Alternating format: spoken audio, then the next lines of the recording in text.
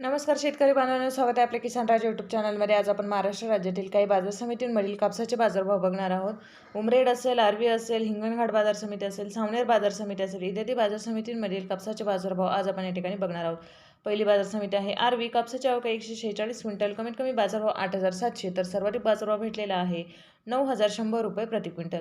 यानंतरची बाजार समिती आहे ती म्हणजे हिंगणघाट। हिंगणघाट या ठिकाणी कापसाची आवक आहे 1200 क्विंटल, कमीत कमी बाजारभाव 7,000 तर सर्वाधिक बाजारभाव भेटलेला आहे 9,500 रुपये प्रति क्विंटल।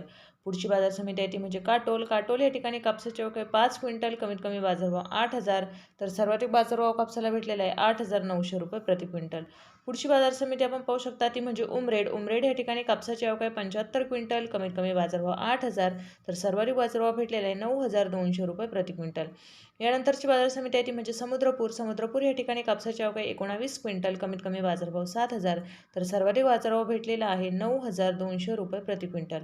पुढची बाजार समिती आहे ती म्हणजे सावनेर। सावनेर या ठिकाणी कापसाची आवक आहे 500 क्विंटल, कमीत कमी बाजारभाव 7,700 तर सर्वाधिक बाजारभाव भेटलेला आहे 8,700 रुपये प्रति क्विंटल।